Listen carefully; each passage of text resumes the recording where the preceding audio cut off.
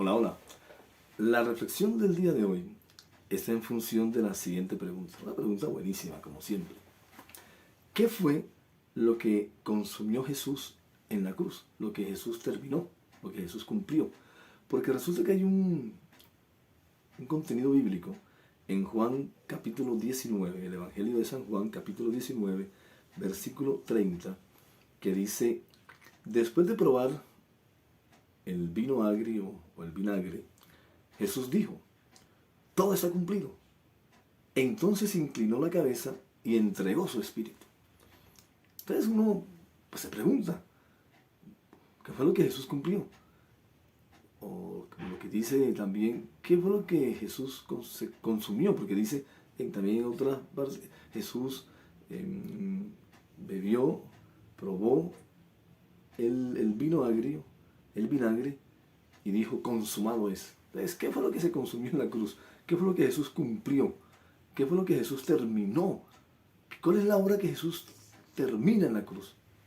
La pregunta es importante porque recordemos que en la nueva relación de Dios con la humanidad, Jesús es el conector, el mediador, es la persona que está en la mitad entre Dios y la humanidad, en esa nueva relación en la que Dios ha decidido amar a todo el mundo.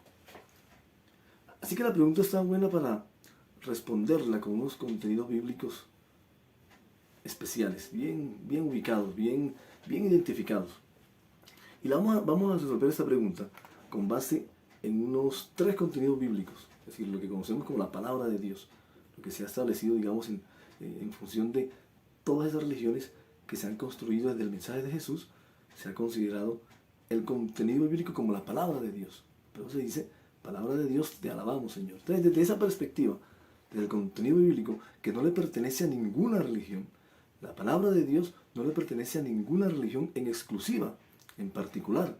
La palabra de Dios le pertenece a Dios que la dio, que la da, y a todos los que crean en ella. El primer contenido bíblico está en Mateo capítulo 5, versículo 17. Y ahí vamos a tratar de encontrar la relación, en relación con la ley de Moisés, porque finalmente entendemos que Jesús era judío, era de la religión judía, era israelita, era de la religión israelita, y estaba alrededor de esos mandamientos que se había dado a través de Moisés. En esa antigua relación entre Dios y un pueblo específico, hay unos mandamientos que se habían dado a través de Moisés. Y Jesús como israelita, pues, Mateo 5:17, vamos a ver en relación con esos mandamientos de la ley de Moisés, ¿a qué vino Jesús? Mateo 5, capítulo 5, versículo 17 dice Jesús, no malinterpreten la razón por la que he venido. Es decir, lo que voy a decirles es exactamente con claridad el propósito de mi venida. ¿Sí? ¿Para qué me enviaron? ¿Para qué el Padre me envió a esta humanidad? No malinterpreten la razón por la que he venido. No vine, escuchen bien que aquí viene algo interesante. No vine para abolir o para anular la ley de Moisés, todos los mandamientos de la ley de Moisés, que son más de 600 mandamientos. Nosotros conocemos los primeros 10, que son los que están en función, los que condensan todos, pero finalmente son más de 630 mandamientos. No vine para abolir la ley de Moisés o los escritos de los profetas, de todos los profetas que encontramos en el Antiguo Testamento, o el Antiguo Pacto, o la Antigua Alianza, como usted quiera decirle. Al contrario, dice Jesús, vine para cumplir los propósitos, para cumplir los mandamientos de la ley de Moisés. Entonces aquí puede haber, bueno, siempre ha habido como una desviación de eso que Jesús ha dicho con exactitud. Es que Él, miren, en el caso mío, en relación con el propósito de mi venida, en relación con la ley de Moisés, a la que yo pertenezco porque soy judío, Jesús dice, he venido a cumplir la ley de Moisés y el propósito de la ley. Entonces, generalmente en esta parte, todas las religiones que se han construido desde Jesús han mantenido el antiguo pacto y el mensaje de los profetas y los mandamientos como determinantes en la relación entre Dios y la humanidad. Entonces, primero, la ley de Moisés fue hecha para un pueblo en exclusiva. Y Jesús vino, dice Jesús, en relación con esa ley, Jesús vino a cumplirlos, no a anularlos. Entonces, nosotros creemos que eso está bien para nosotros. Pero miremos aquí lo que dice el mismo Jesús en Lucas capítulo 16. Porque entonces aquí pareciera que hay una contradicción en el mismo Jesús. Dice Jesús en Lucas capítulo 16, versículo 16, hasta el tiempo de Juan el Bautista, la persona que lo bautizó a él, la ley de Moisés, escuchen bien, la ley de Moisés y el mensaje de los profetas, es decir, todos los mandamientos de la ley de Moisés y el mensaje de todos esos profetas que encontramos en el Antiguo Pacto, fueron sus guías hasta Juan el Bautista. Pero ahora, dice Jesús, se predica, se extiende, se comparte la buena noticia del reino de Dios. La buena noticia de Dios está en Juan 3:16. Es de tal manera amó Dios al mundo que dio a su Hijo para que todo aquel que crea que Dios lo ama y que la evidencia de su amor es que dio a su Hijo, pues tenga ahora una relación nueva con Dios, una relación espiritual y por lo tanto, como Dios es eterno, una relación eterna con Dios. Entonces aquí pareciera que en Jesús hay una contradicción, porque Jesús primero le está diciendo que no he venido a abolir la ley, a anular la ley, sino a cumplirlo, pero después dice, hasta Juan van esos mandamientos y esos profetas de la ley de Moisés. Entonces, ¿al fin qué? Entonces, eso solo se entiende cuando uno tiene claro que como el mensaje de Jesús es un mensaje universal, como la buena noticia es una noticia para todo el mundo, en la que dice, de tal manera amó Dios al mundo que dio a su Hijo unigénito para que todo aquel que crea tenga ahora una relación eterna con Él. Como esa buena noticia ahora es para todo el mundo, ya no para un pueblo exclusivamente, entonces Jesús dice, yo vengo a cumplir la ley y la vengo a cumplir con un propósito específico. Por eso es que está diciendo, vengo a cumplir la ley y sus propósitos. ¿Y cuál es ese propósito del cumplimiento por parte de Jesús de la ley? Aquí es donde viene lo importante para que podamos entender finalmente cuál es la gran obra de Jesús en la cruz. En entregar su cuerpo y su sangre. ¿Cuál es la intención de eso? ¿Cuál es el propósito? ¿Qué es lo que significa eso realmente? Por eso la pregunta de hoy, ¿qué fue lo que Jesús consumió en la cruz? Porque ya leímos que Jesús dijo antes de expirar, dijo, consumado es, todo se ha cumplido. ¿Qué es lo que se ha cumplido? Así que esa supuesta contradicción en el mismo Jesús, cuando dice que no he venido a abolir la ley sino a cumplirla, y cuando dice que la ley ya no va después de Juan, sino que va hasta Juan el Bautista, después de Juan, dice no, hasta ahí va la ley.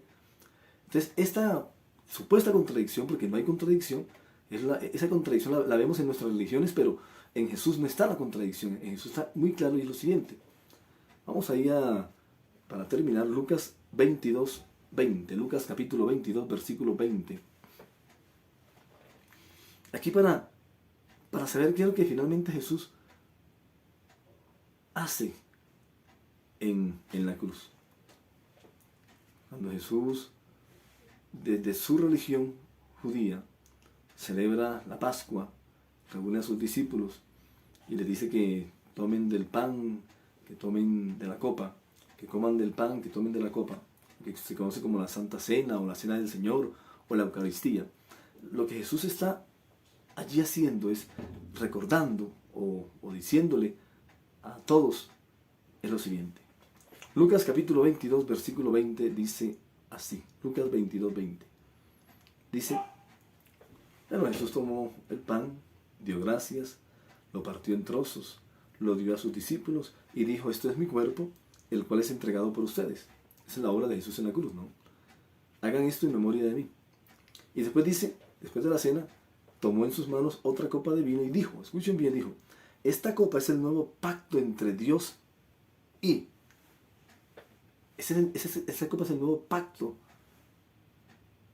un acuerdo confirmado con mi sangre, la cual es derramada como sacrificio por ustedes.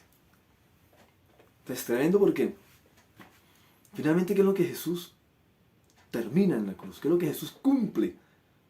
¿Cuál es el propósito de Jesús de entregar su cuerpo y de entregar su sangre? ¿Qué es lo que se consume cuando Jesús expira en la cruz? ¿Qué es lo que Jesús cumple finalmente?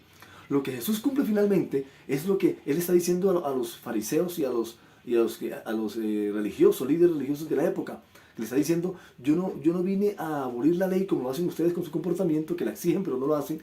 Yo vine a cumplir la ley, es decir, los mandamientos. Entonces lo que hace Jesús, escuche bien, en la cruz, es cumplir por nosotros los mandamientos para poder ahora establecer un nuevo pacto. Esto es increíble, esto es verdaderamente espiritual. Y esto no tiene que ver con religión alguna, tiene que ver con la obra de Jesús, que no está afiliada a ninguna religión en particular. Aunque todas las religiones que se han fundado en Jesús, pues la toman para ellas, ¿no? Y la hacen como exclusiva para ellas. Pero el mensaje de Jesús no es exclusivo de ninguna religión. El mensaje de Jesús le pertenece a todo el mundo que crea en su mensaje, en su buena noticia. Así que la manera en que usted y yo respondemos o entendemos lo que se consumió en la cruz, lo que consumió Jesús en la cruz, como dice Juan 19:30, es el cumplimiento de la ley. Es decir, Jesús dice, la ley de Moisés y el mensaje de los profetas va hasta Juan el Bautista. Y entonces Él comienza a cumplir los mandamientos para consumar esa antigua relación, ese antiguo pacto, o ese antiguo testamento, o esa antigua alianza. El sacrificio de Jesús en la cruz, cuando Él dice, y esta sangre esta copa es el nuevo pacto en mi sangre. Es decir, ahora hay una nueva relación que se puede establecer porque yo ya he cumplido los mandamientos por todos que crean en lo que Jesús ha hecho. Entonces la Santa Cena, o la Cena del Señor, o la Eucaristía, como lo llamen en las diferentes religiones, nos permite recordar la obra de Jesús en la cruz, que es ¿cuál? El establecimiento de un nuevo pacto, de una nueva relación entre Dios y la humanidad. La buena noticia, el Evangelio de Jesús, que es la buena noticia de Jesús, es Dios ahora los ama a todos y ha dado a su Hijo como evidencia de ese amor. Simplemente créanlo. Ahora ya no es por obras, no es por cumplimiento de los mandamientos, porque Jesús ya cumplió los mandamientos. Entonces nosotros, cuando creemos en Jesús, Jesús ha cumplido por nosotros los mandamientos, ha dejado atrás el antiguo pacto y ha establecido una nueva relación entre Dios y toda la humanidad que crea que Dios lo ama. Tremendo. Esto hace parte del vínculo perfecto entre Dios y nosotros nosotros con nosotros. Chao y nos vemos en el cielo.